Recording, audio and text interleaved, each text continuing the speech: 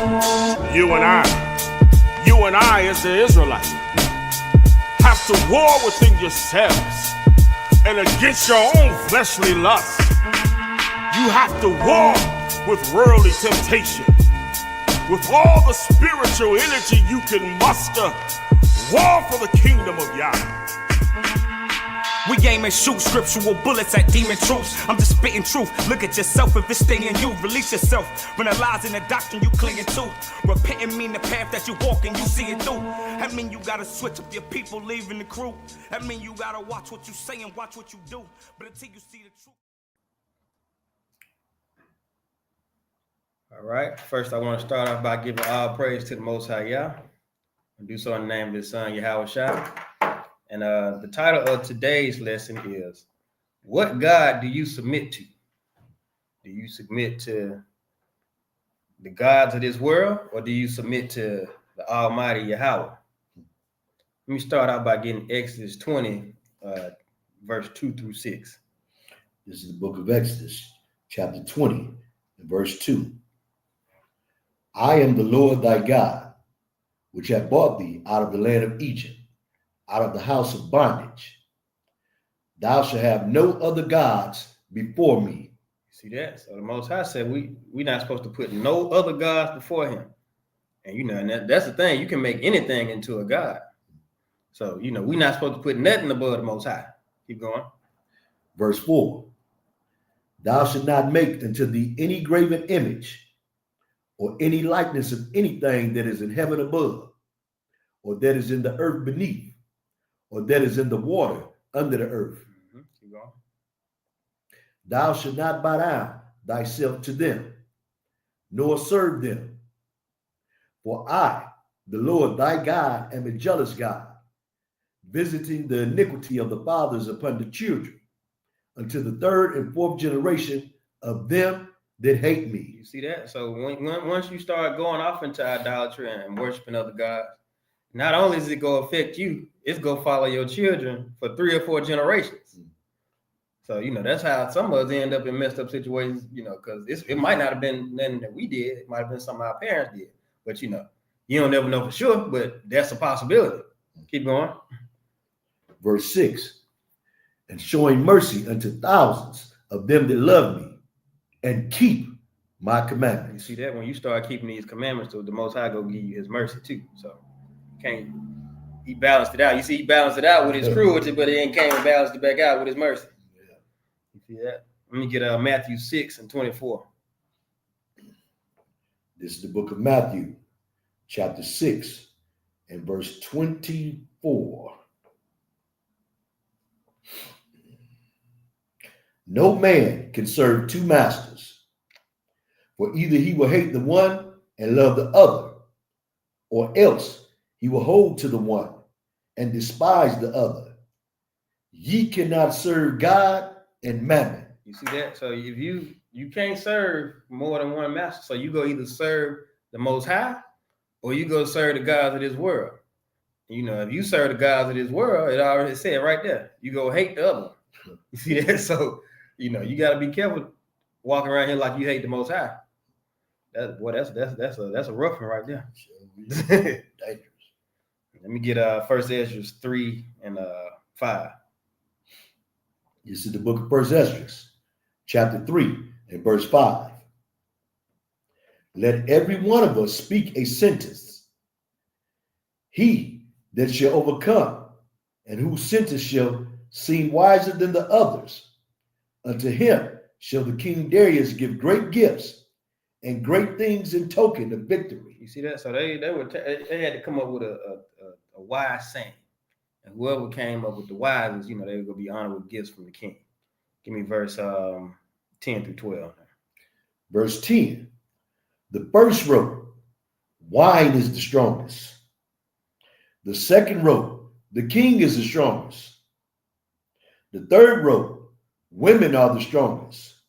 But above all things, truth beareth away the victory. You see that? So one said the wine, one said the king, one said women are stronger than all that, but truth stronger than that. So let's get the first one. Give me 17 through 24. Verse 17.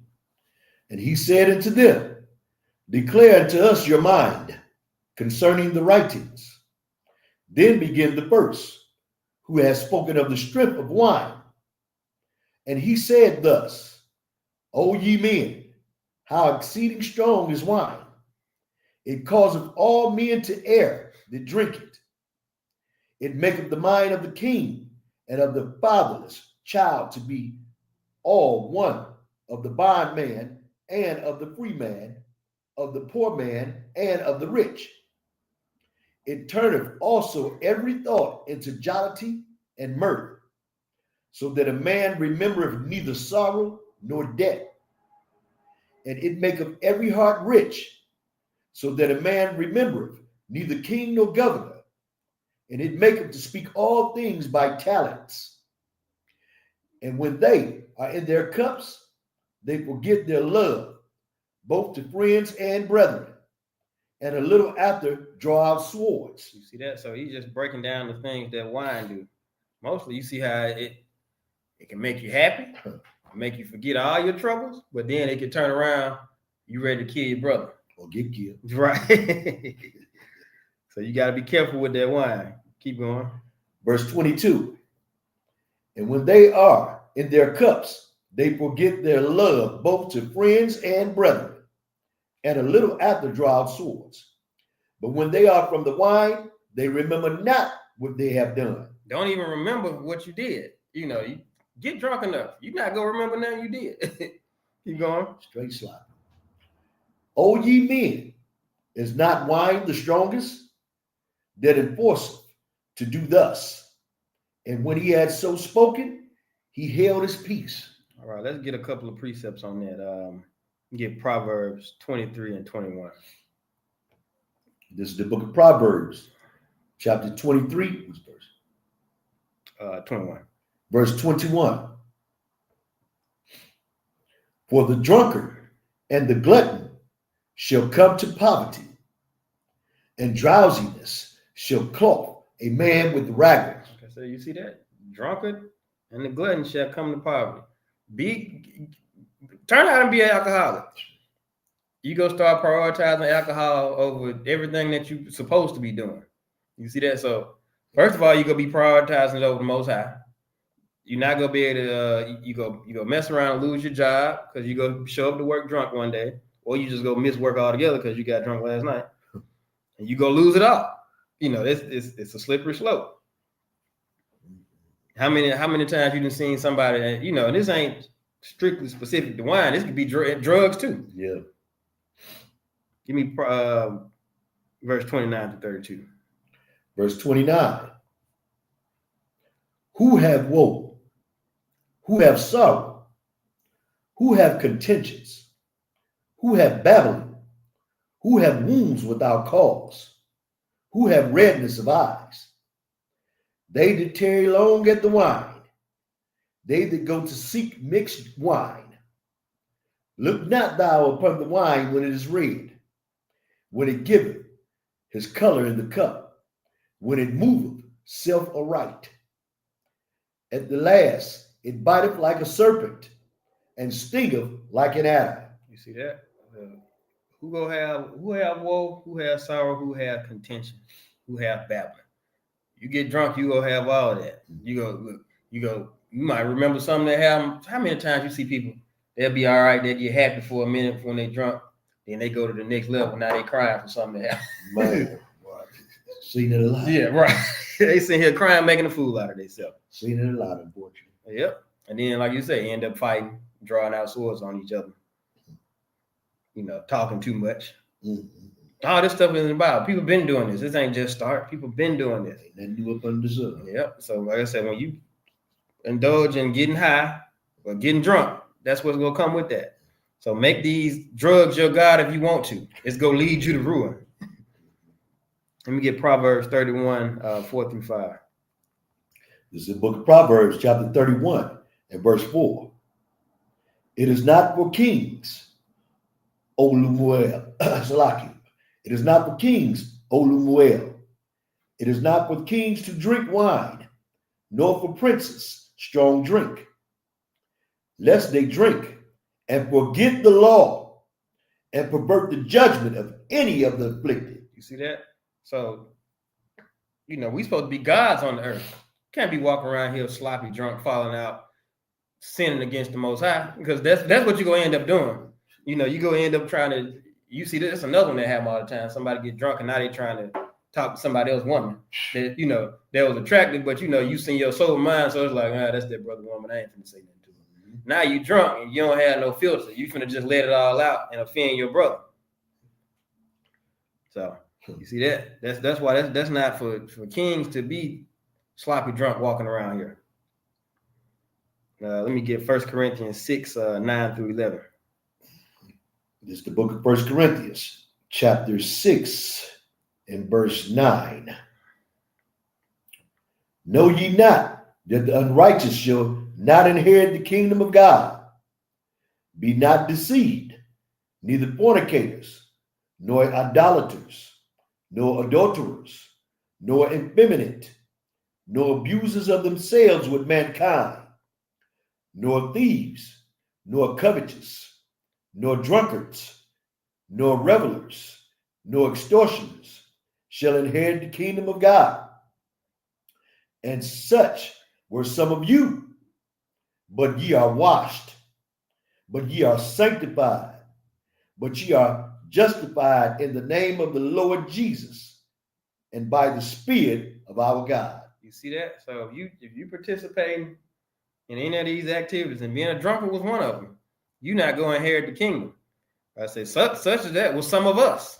But you come into the truth, you got to amend your ways, change your way, and put that away.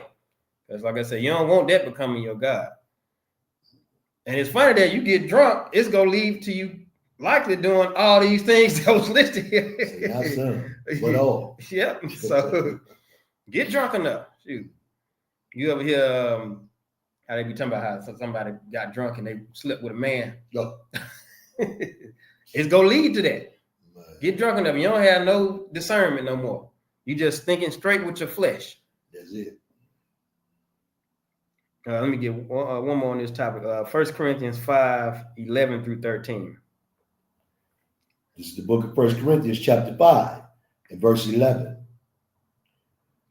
But now I have written unto you not to keep company. Hold on, not to do what? Not to keep company. Not to even be around or hang with. Keep going. If any man that is called a brother be a fornicator, or covetous, or an idolater, or a railer, or a drunkard, or an extortioner, with such a one, know not to eat. For what have I to do to judge them also that are without? Do not ye judge them that are within? But them that are without, God judgeth. Therefore, What? God judgeth. Mm-hmm. Therefore, put away from among yourselves that wicked person. You see that? So the Most High, you around somebody that's always stumbling drunk, or any of these things that was just named, but the topic is being a drunkard today. Somebody always walking around here drunk or high they mind. You got to stay away from that. You correct them. If they don't listen, you stay away from them. Because, hey, look, they go make you miss the kingdom because you always hang with that.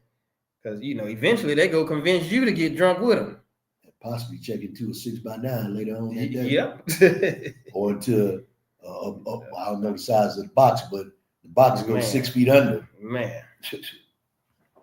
So we got to be careful with that. Let me get this these statistics. I pulled these up from AmericanAddictionCenter.org. And it says, according to the 2023 United States National Survey on Drug Use and Health, 48.5 million, 16.7% of Americans aged 12 and older, starting at 12 now, age 12 and older, battle a substance use disorder in the past year.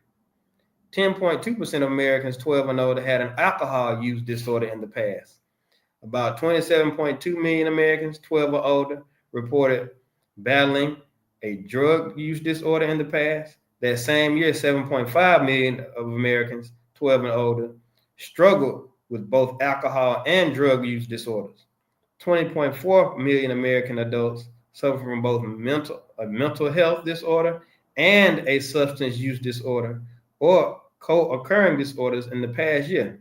Hey, they better get their mind right. But hey, listen, it's just, just going back to the first one, 48.5 million Americans suffer from this. That's 16% of Americans. So if you see 5 people, one of them got a substance abuse disorder.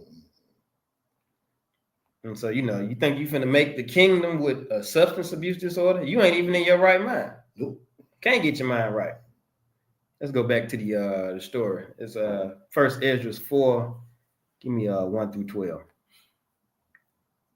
So you got to put away that drunkard spirit, and that come with that getting high spirit too. This is the book of First Ezra, chapter 4, verse 1.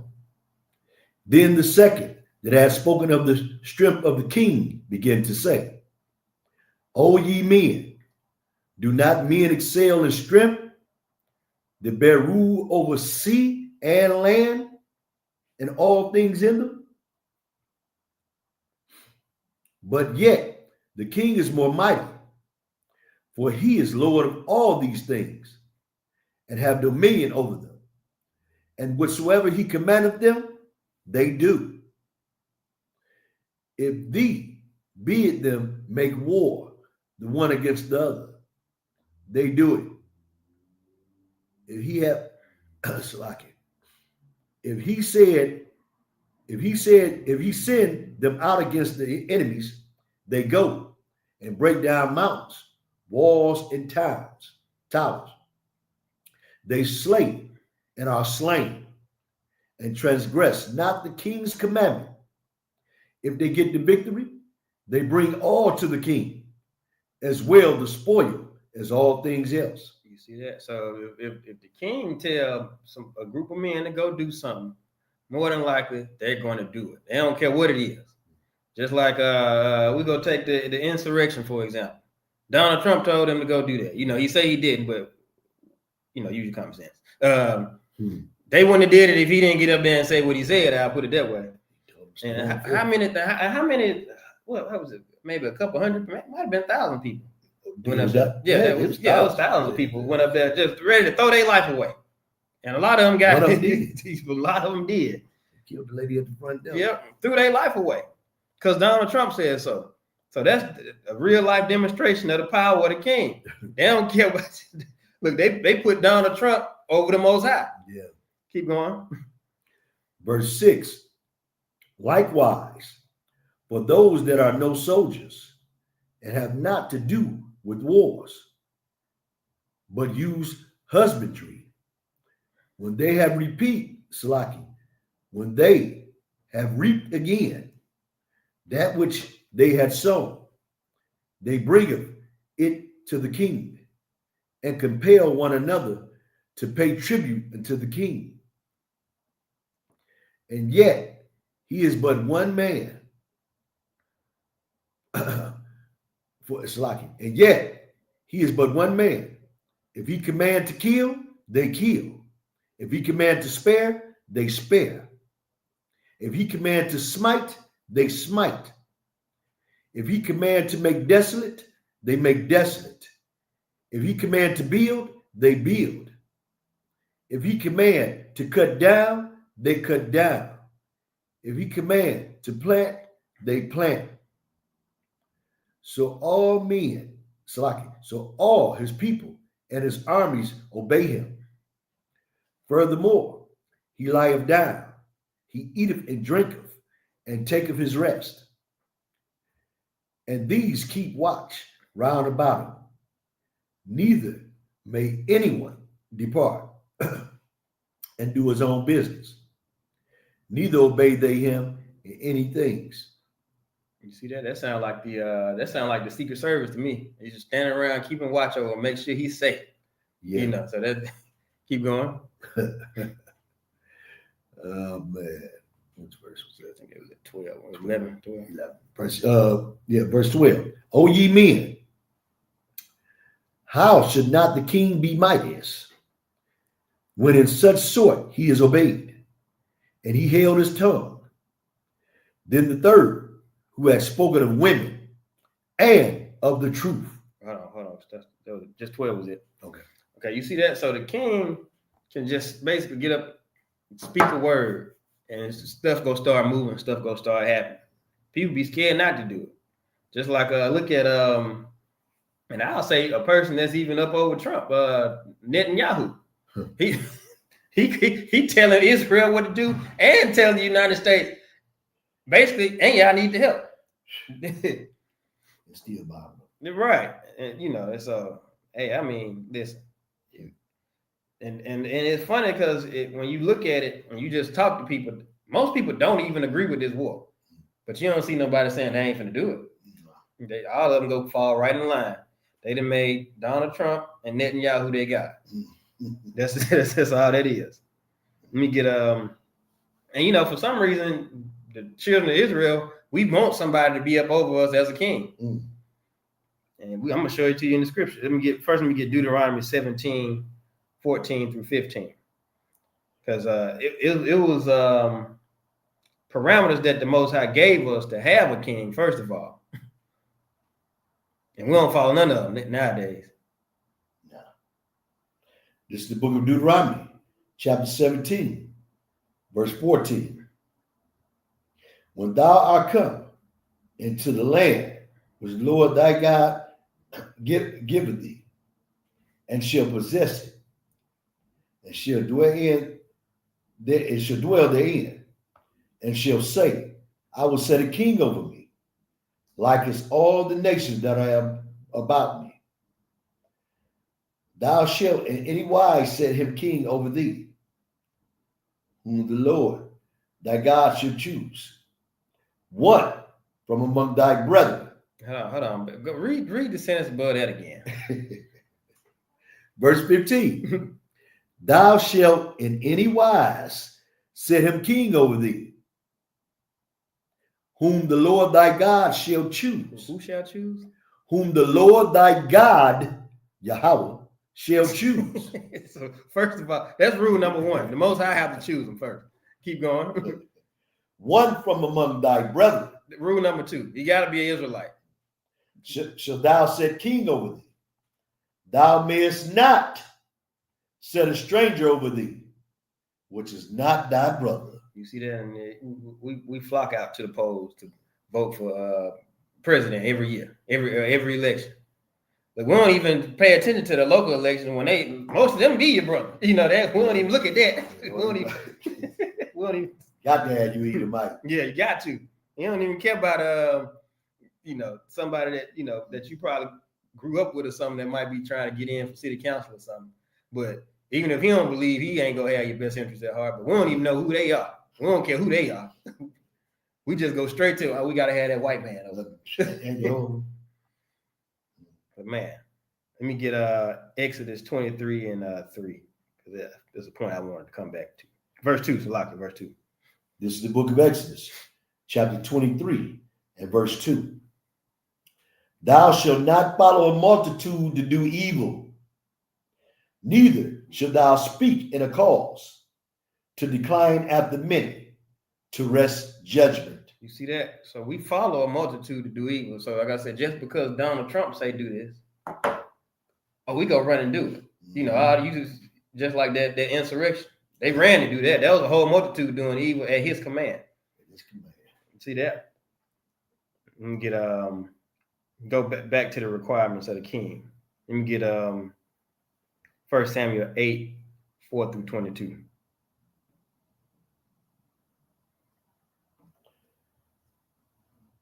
This is the book of 1 Samuel, chapter 8, verse 4 through 22. Verse 4. Then all the elders of Israel gathered themselves together and came to Samuel unto Ramah, and said unto him, Behold, thou art old, and thy sons walk not in thy ways, nor make us a king to judge us like all the nations. You see that? Want to be like everybody else. So what did it say, Proverbs? Envy thy not your oppressor. And choose none of his ways. Want to be just like, we need a king over us. The Most High picked Samuel. The Most High didn't, they asking for a king that the Most High didn't pick. Keep going. Verse 6. But the thing displeased Samuel when they said, give us a king to judge us. And Samuel prayed unto the Lord. And the Lord said unto Samuel, hearken unto the voice of the people in all that they say unto thee. For they have not rejected thee, but they have rejected me, that I should not reign over them. You see that? They didn't want the Most High over them. They wanted a man to worship and serve. That's dangerous. Yeah. He's the Most High said, they ain't rejecting you. They rejecting me. So do what they say. Keep going. Verse 8. According to all the works which they have done since the day that I have brought them out of Egypt, even unto this day, wherewith they have forsaken me and served other gods, so do they also unto thee. You see that? He said, baby, they hadn't acted right since they came out of Egypt. From day one, they started acting up. You know, they was complaining as soon as they got about it. We missed the fish and the cucumbers, you know, but keep going. Verse 11. And he said, this will be the manner of the king that shall reign over you. Now you skipped verse 9. Verse 9. Verse 9. Now therefore hearken unto their voice, howbeit, yet protest solemnly unto them, and show them the manner of the king that shall reign over them. You see that? He said he telling them, listen to him, but tell them not to do it. So the Most High giving them a chance to basically dig themselves in the hole because he know they're not gonna listen. Yeah. But he like, yeah, tell them anyway, so they can't say they ain't nobody to tell them. Keep going. Verse 10. And Samuel told all the words of the Lord unto the people that asked him of a king. And he said, this will be the manner of the king that shall reign over you. He will take your sons and appoint them for himself, for his chariots, and to be his horsemen, and some shall run before his chariots. What that sound like today? That military. Put you out on the forefront. Yep. Keep going. And he will appoint him captains over thousands, and captains over 50s, and will set them to ear his ground, and to reap his harvest, and to make his instruments of war, and instruments of his chariots. The different ranks of the military. You see that? Keep going. And he will take your daughters to be confectionaries, and to be cooks, and to be bakers. And he will take your fields and your vineyards and olive yards, even the best of them, and give them to his servants.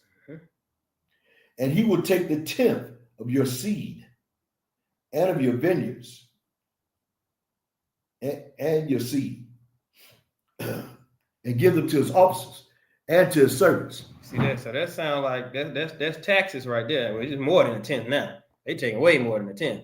So that's your taxes, and then them taking your vineyards and your fields. That's the law eminent domain. You know, when they decide that they want this plot of land for whatever reason, it's just a matter of time. You can forget it. Just like we see it over and over again. Black Bottom here in Detroit, Seneca Village in New York, now Central Park. Yeah, I know all that stuff. You see every city got that. So you thought these curses just came out? You know, this Bible real. I hope you didn't think they was just making this up. Keep going. Verse 16. And he will take your men servants and your maid servants and your goodliest young women and your asses and put them to his work. He will take the tenth of your sheep, and ye shall be his servants. And ye shall cry out in that day because of your king, which ye should have chosen. And the Lord will not hear you in that day. You see that? To this day, we still complaining about taxes. We complaining about the conditions that we live in, you know, the unfair treatment in this country. It was right here. He went through the whole list of exactly what's going to happen. And now it's happening. Keep going. Nevertheless, the people refused to obey the voice of Samuel, and they said, Nay, but we will have a king over us, that we also may be like all the nations, and that our king may judge us and go out before us and fight our battles. And Samuel heard all the words of the people, and he rehearsed them in the ears of the Lord. Yeah, he told the Most High what they said. He was like, all right, let it be. You shall have a king. And like I said, we didn't have kings ever since. And we've been in this situation that he described ever since. Wrong kings. Let me get now this is the kind of king we should have been looking for. Let me get 2 Chronicles 1, verse 9 and 10. This is the book of 2 Chronicles, chapter 1, and verse 9. Now, O Lord God, let thy promise be unto David my father to be established. For thou hast made me king over a people, like the dust of the earth in the multitude. Hold on, who made him king? The Most High. Okay. And it's Solomon speaking now. Okay, but keep going. Verse 10. Give me now wisdom and knowledge, that I may go out and come in before this people. For who can judge this thy people that is so great? You see, you ain't never heard nobody become king and just say, man, can you pray to the Most High? Can you give me the wisdom I need to make good, sound decisions and to lead this wonderful people, your people, in the right direction? No, they just ask for riches. Exactly. And they just, what can I do? What can I do for myself? They looking for that, that gain, and they looking for that reputation, that valor. I want to go down in history for this. But that's who we want for a king. We don't want the king that want to, necessarily do best for the people, and let's go pray to the Most High for wisdom. That's not who we looking for. No. Let me get this this article. You want that stuff down, master. Yes. And this is a CNN article, and it's titled Trump's economy problem is threatening his entire agenda.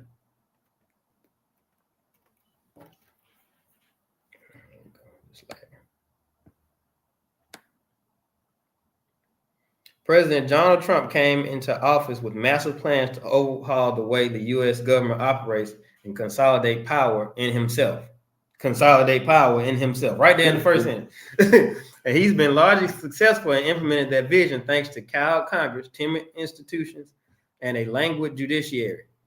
But there are growing signs that his entire agenda could be undercut and his party could face massive political consequences because of his hubris on single most important issues to America, the economy. A new Bureau of Labor Statistics report Friday confirmed some of the worst fears about a worsening job market. A brief recap. Preliminary numbers show just 22,000 jobs added in August, a very low number for an economy that generally needs to create about 100,000 jobs every month to keep up with population growth. So that's a fifth of what we're supposed to be at. Revisions in other months means the economy has created only an estimated of 107,000 jobs over the last 4 months combined. Apart from the recessions and their aftermath, those are the worst numbers in decades. June's jobs numbers were revised into negative territory, 13,000 jobs lost, making it the first negative month since December 2020. Despite Trump's promises on his tariff revitalization, U.S. manufacturing boom, that industry has now lost 78,000 jobs this year. The Trump administration has made pains to try to neutralize headlines about those job numbers, including last month, by baselessly suggesting that numbers are being rigged to make them look bad. There is no evidence for this, and there are safeguards to prevent such manipulation. After a bad July job report, Trump fired the head of BLS and now wants to replace her with a controversial loyalist. So instead of fixing the problem, it's like, how dare you even give me that information? You fired. How dare you tell me the truth? You fired. You ain't tell me what I wanted to hear. No proof. You gotta be lying. No proof. If Trump's past is predicate, such conspiracy theories are likely to be revisited. But on Friday morning, there was apparently only so much the administration could do to spend these numbers. Trump himself took an aim at Jerome Powell, re-upping a familiar attack on Fed chair over his not lowering the interest rate. Now he blamed the Fed. He's like, you need to lower the interest rate. Yeah. Others acknowledged the report wasn't what they were hoping for. The job numbers was certainly a little bit of a disappointment right now. Top White House economic advisor Kevin Hassett said to CNBC while predicting some upward revisions. You see that? So Trump started off by saying, oh, he finna put tariffs, grocery prices will go get immediately cut. You go see all these changes from day one. Jobs go start going back up day one now. And what we 6 months in. And I've been working less. And we going backwards 6 months in. I've been working less. So, you know, I say make Donald Trump your king if you want to. Mm-hmm. Make him your king if you want to. Let me get let me see. Give me Isaiah 31, 1 through 3. This is the book of Isaiah, chapter 31, and verse 1. Woe to them that go down to Egypt for help, and stay on horses, and trust in chariots, because they are many, and in horsemen, because they are very strong. But they look not unto the Holy One of Israel, neither seek the Lord. Yet he also is wise, and will bring evil, and will not call back his words, but will arise against the house of the evildoers, and against the help of them that work iniquity. See that? So everybody walking around here proud to be an American. Mm-hmm. Patriot. Flag out. Flag out. Flag on the house. Flag on the car. Flag on the t-shirt. Only that's his word. Like I say, proud to be an American. We support the military. You know, because look, we got one of the largest militaries in the world. You know, we win almost every war we get in. Proud of that. So you look to this country to do the right thing, but you ain't even consider looking to the Most High. We don't even speak French. Oh, man. We sound a lot like Man, keep going. Give me verse 3. Verse 3. Now the Egyptians are men and not God, and their horses flesh and not spirit. When the Lord shall stretch out his hand, both he that helpeth shall fall, and he that is hoping shall fall down, and they all shall fail together. And they what? They all shall fail together. So you see that when in these end times, when the Most High, you know, Egypt was the superpower back then, just like America is the superpower now. When the Most High decide he want to come up against, that it's his time to come up against the America, and you standing there being patriotic, and you know, I'm proud to be an American. Yeah. You in that military, oh boy, out of there. You falling together. You falling right along with them. Let me get Jeremiah 17, 5 through 8. This is the book of Jeremiah, chapter 17, and verse 5.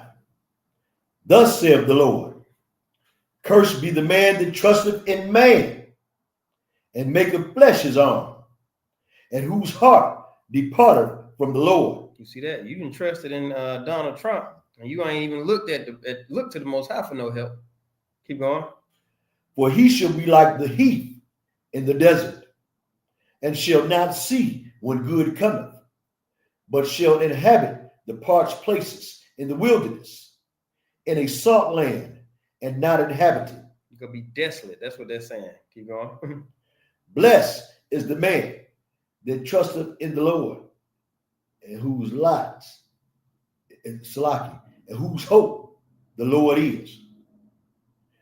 For he shall be as a tree planted by the waters, and that spreadeth out her roots by the river, and shall not see when he cometh, but her leaf shall be green, and shall not be careful in the year of drought. neither shall cease from yielding fruit. You see that tree that's by the river, go have some, be well watered, go have some deep roots, go be firm. You go see, be green all year. You know, it can be 100 degrees outside. That tree still gonna be drinking. So when you trust in the Lord, you're gonna be like that tree. You see that? If you look at a map and you look at the vegetation right there along the river, oh, that's green. You know, you go out a couple 100 yards, that's gonna be brown in the summertime. So you know, you got to be like those trees, deep rooted into the Most High, rooted into this word.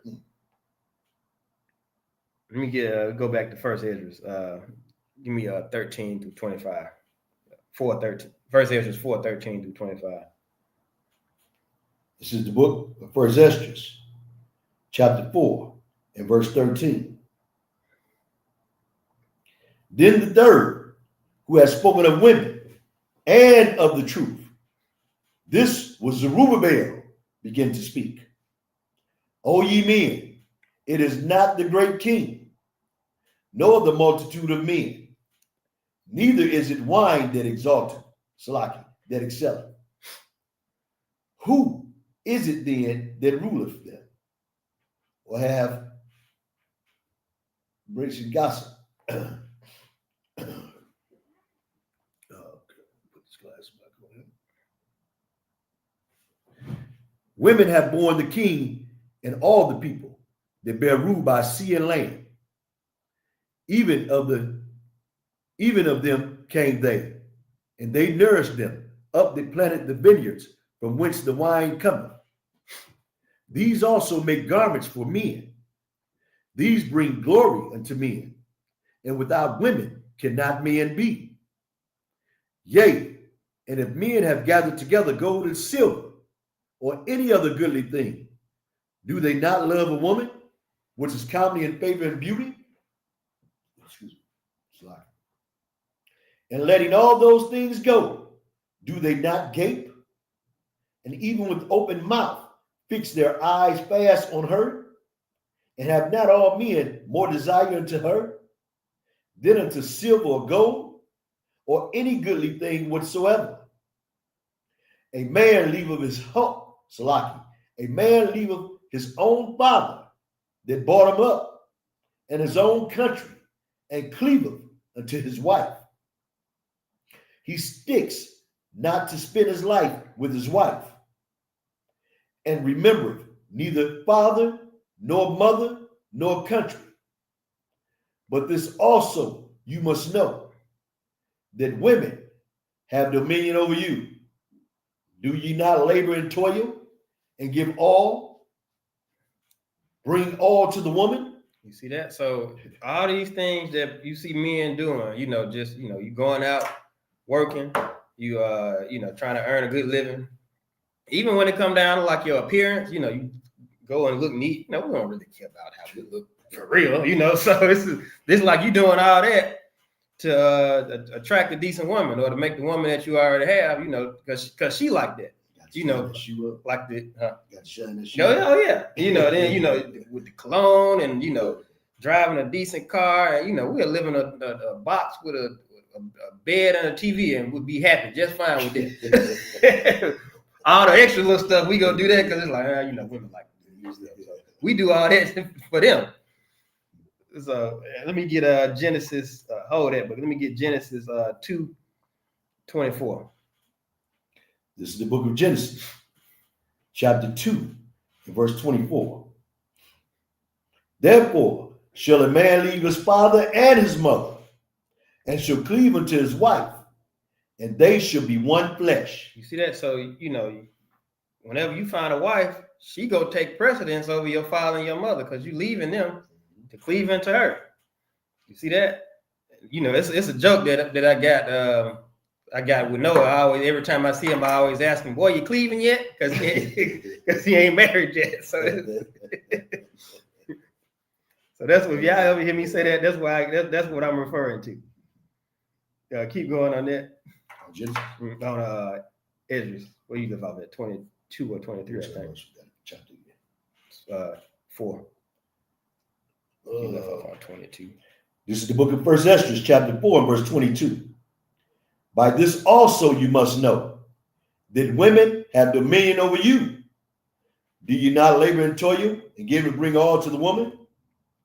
Yea, a man take up his sword and go up his way to rob and to steal, to sail upon the sea and upon rivers, and looketh upon a lion, and go up in the darkness.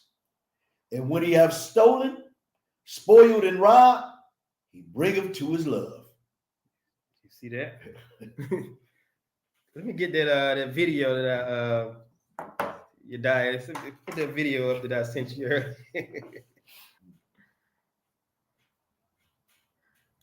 You know, I remember when I was with Jim Brown and in the troop, when we were doing a lot of things in prisons, we did this thing where we would be talking to a lot of inmates.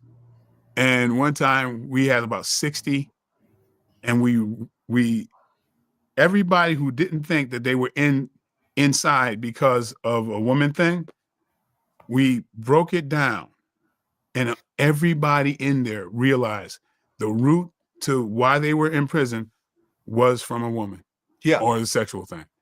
You know, it's like, you know, so I had to make money. Why? Because I had, and then so you could get what? Okay, you're done. Okay, you shot so and so. Why? Because he was disrespecting me. Why? Because I was, because I was, he was in front of a woman.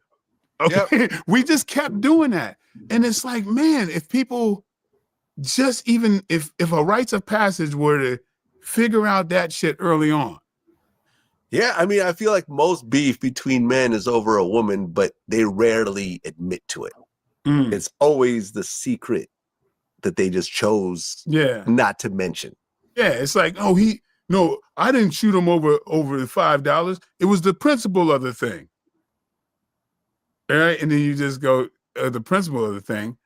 Yeah, because I ain't gonna be the when you keep track of, you're gonna be because when it comes down to it, you want to be that dominant male that gets to So no, I mean, there's a story we reported on in Atlanta where this guy basically killed his best friend over $35, and the guy looked like he was about 60.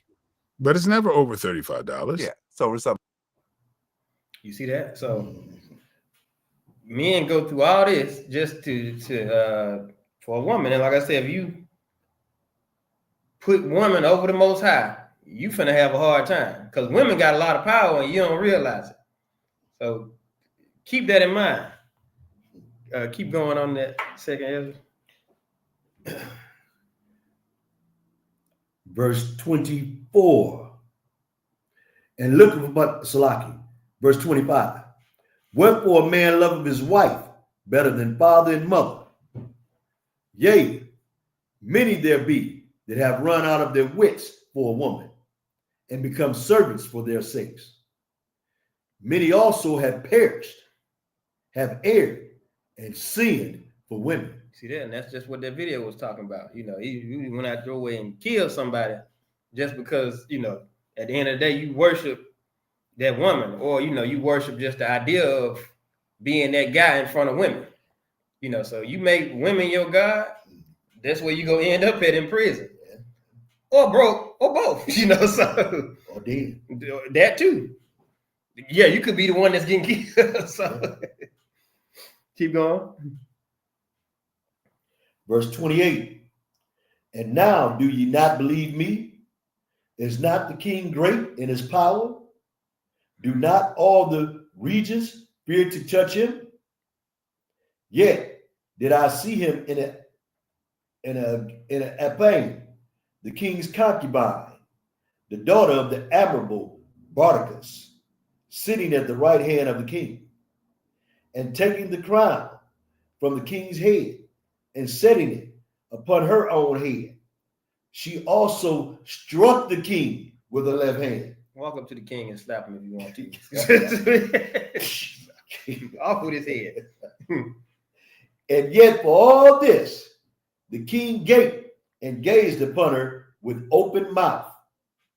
If she laughed upon him, he laughed also. But if she took any displeasure at him, the king was fain to flatter, that she might be reconciled to him again. You see that? So now this for the sisters. You have the power to literally alter the mood of the most powerful man in the world. You know, whoever your husband is, you can alter his mood.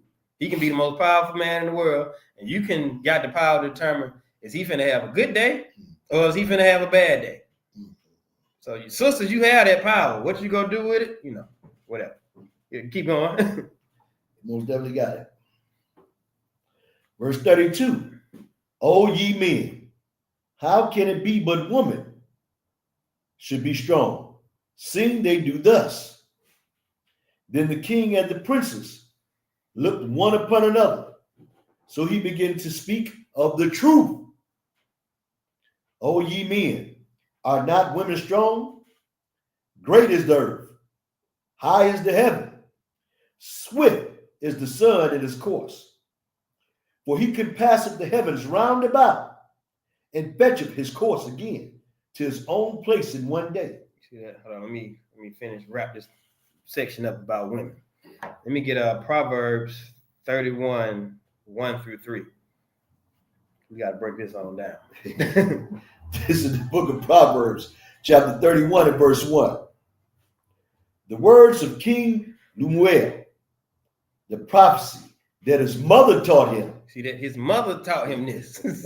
So this is, y'all say, oh, you know, y'all don't like women. His mama telling him this because women know this more than men do, clearly. Keep going. Clearly they do. Verse 2. What, my son, and what the son of my womb, and what the son of my bowels? Give not thy strength unto women, nor thy ways to that which destroyeth kings. You see that? Just like a woman can, like I said, how she can change your mood, she can destroy you. You know, they say these are ways that destroy kings if you give all your strength into a woman. So that's why I say you cannot make women your God. Give me Ecclesiastes 7 and 26. This is the book of Ecclesiastes, chapter 7 and verse 26. And I find more bitter than death the woman whose heart is snares and nets, and her hands as bands. Whoso pleaseth God shall escape from her. You see that? But the sinner shall be taken by her. You see that? So if you think about it this way, somebody you trying to escape from, they gotta have a lot of power for you to be trying to escape from. Because if they was weak and powerless, you wouldn't be trying to escape from them. You just, man, get out the way. You gotta escape from this woman because she go trap you if you ain't rooted into the spirit with the Most High. If you didn't put her above you and you worship her over the Most High, read that last sentence again about the sinner. Behold, this have I found. Salaki, verse 26. And I find more bitter than death the woman whose heart is snares and nets, and her hands is bands. Whoso pleaseth God shall escape from her, but the sinner shall be taken by her. See that? If you didn't put her, you worship for her, you gonna be taken by her. If you worship for her instead of the Most High, well, you finna have a hard time. Let me get Ecclesiastes 26. And if you please God, you can escape. Oh, yes. Let me get Ecclesiastes 26, 6 and 7. Say that again for me. Ecclesiastes 26, verse 6 and 7. This is the book of Ecclesiastes, chapter 26, verse 6. But a grief of heart and sorrow is a woman that is jealous over another woman, and a scourge of the tongue which communicateth with all. An evil wife is a yoke shaken to and fro. He that have hold of her is as though he had a scorpion. Oh, you see that? It say that grief of heart is a woman that's jealous over another woman. If your woman jealous about another woman, boy, you finna be in for a hard time. You finna, how I said that woman got a chance to bring your mood or bring your whole day down. You finna have a lot of days be brought down if that's the case. And you know, like I said, it's like trying to hold on to a scorpion. You can't never let your guard down trying to hold on to a scorpion. That's a rough one right there. Let me get Ecclesiastes 25, 24 through 26. This is the book of Ecclesiastes, chapter 25 and verse 24.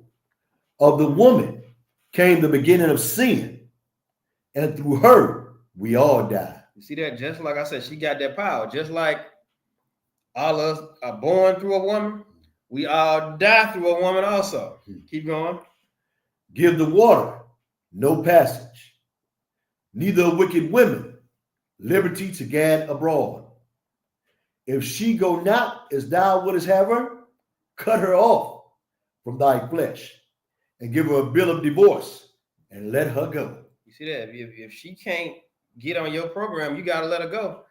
Because now you, like I said, you go end up worshiping that woman that ain't got your best interest at heart. Because she go pull you away from the Most High, if that's the case. And, you know, you go end up in, you know, who knows what situation. Let's say you gonna be one of the men in prison or one of the men getting killed. And get Ecclesiastes 26, 1 through 3. This is the book of Ecclesiastes, chapter 26 and verse 1. Blessed is the man that have a virtuous wife, for the number of his days shall be doubled. Just like they got a chance to send you to the grave, they can make you live longer too. They can double, you know, you have a good wife, you know, your life get easy, you know, so keep going. A virtuous woman rejoice of her husband, and he shall fulfill the years of his life in peace. And what? In peace. Boy, that's hard to come by nowadays. Keep going. A good wife is a good portion, which shall be given in the portion of them that fear the Lord. You're not gonna find a good wife if you don't fear the Most High. I'm sorry. Ain't gonna happen. Let me get Ecclesiastes, drop down to verse 13 through 16. Verse 13. The grace of a wife delighteth her husband, and her discretion will fat his bones. A silent and loving woman is a gift of the Lord, and there is nothing so much worth as a mind well instructed. Now read that first part of that verse again. A silent and loving woman is a gift of the Lord. The woman that go up and down tale-bearing and gospel. A silent and loving woman is a gift of the Lord. She watch Baddies and Love and Hip Hop and all them crazy shows. Oh, no, stop. A silent and loving woman is a gift of the Lord, and there's nothing so much worth as a mind well instructed. You see that? You know, you're supposed to be a good, silent, loving wife. You're not supposed to be up here gossiping, always in mess. That's the woman you're supposed to look for. Like I said, women have the power to make you live longer, or they can cut your days short. Give me verse 16. Well, 15. Verse 15. A shamefast and faithful woman is a double grace, and her continent mind cannot be valued. You can't even put a number on its value. You can't value it. Keep going. As the sun when it ariseth in the high heaven, so is the beauty of a good wife in the ordering of her house. You see that? That's like a good woman. That's like you walk outside in the warmth of the sun. You know, she got their house in order. It's like, you know, it's hard to even imagine it. You know, you don't see it that much nowadays. Let me get all right, now let's go on to the next portion. You go back to 2nd Esdras. Give me 4 and 35. This is the book of 2nd Esdras, chapter 4 and verse 35. Did not the souls also of the righteous ask question of these things in their chambers? So like the first Esdras. Back to the story. Okay. This is the book of 1st Esdras, chapter 4 and verse 35. Is he not great that maketh these things? Therefore, great is the truth and stronger than all things. See, that is not he great that maketh these things. So who made all this stuff at the end of the day? Yahweh. You go to the wine, you go to the women, you go to the king. Well, none of this stuff exists without the Most High. There we go. So that's who he went and all. You can't even argue with that. Keep going. All the earth calleth upon the truth, and the heaven blesseth it. All works shake and tremble at it, and with it is no unrighteous thing. Wine is wicked. The king is wicked. Women are wicked.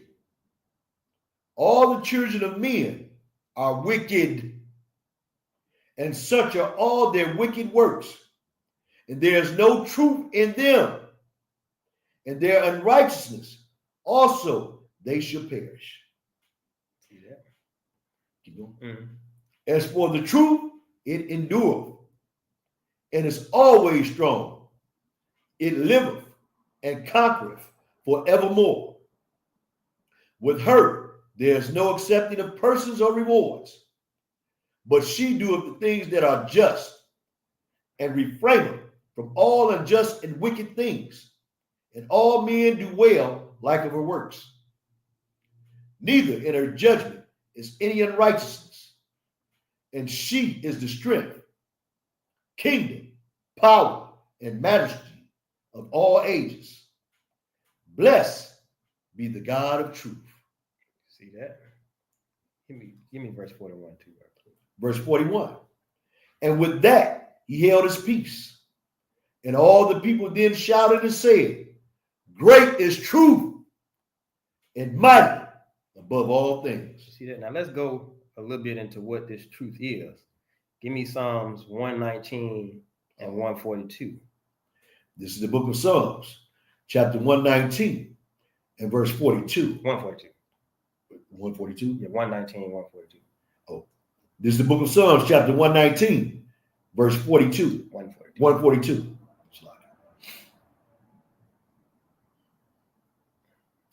Thy righteousness is an everlasting righteousness, and thy law is the truth. See that? That's what the truth is. You start getting into this word, this law. That's the truth. Give me John 1 and 17. John 1 and 17. This is the book of John, chapter 1 and verse 17. For the law was given by Moses, but grace and truth came from Jesus Christ. You see that? Yahweh Shai was the truth in the flesh. He came down as the truth. You know, like I said, there's law is the truth. This word is the truth. Give me 1 John 2, 3 through 6. This is the book of 1 John, chapter 2, and verse 3. And hereby we do know that we know him, if we keep his commandments. He that saith, I know him, and keepeth not his commandments, is a liar, and the truth is not in him. We already went over what the truth is, this word, this law. Keep going. But whoso keepeth his word, in him verily is the love of God perfected. Hereby know we that we are in him. He that saith he abideth in him ought himself also to walk, even as he walked. So now if you say you know the Most High, you're going to have to be keeping these commandments, or you lying and the truth ain't in you. And the truth is these commandments and this word. If that ain't in you, it ain't no truth in you. So they're telling you it's all one and the same. He's a liar. Give me John 8, 31 and 32. This is the book of John, chapter 8, verse 32. 31 and 32. Verse 31. I know 32. Oh, slide, yeah, 30, 31. Then. No, I said I know. Oh, okay. 31 I didn't know about. This is the book of John, chapter 8, verse 31. Then said Jesus to those Jews which believe on him, if ye continue in my word, then ye are my disciples indeed.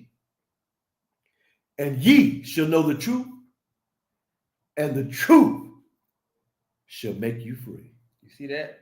You get in this word, you gonna be stronger than all that. You go be able to make it past. You gonna be able to get over that addiction or that drunk, that alcoholism. You gonna be able to get over that addiction to women. You gonna be able to get over that you ain't gonna care about Donald Trump. Because you serve the Most High. You serve Yahweh. What's Donald Trump to Yahweh? Nothing. That concludes the lesson. Shalom. Nothing. You and I as the Israelite, have to war within yourselves and against your own fleshly lust. You have to war with worldly temptation, with all the spiritual energy you can muster. War for the kingdom of Yah. We aim and shoot scriptural bullets at demon troops. I'm just spitting truth. Look at yourself if it's staying you. Release yourself when the lies and the doctrine you clinging to. Repenting mean the path that you walk and you see it through. That mean you gotta switch up your people leaving the crew. That mean you gotta watch what you say and watch what you do. But until you see the truth.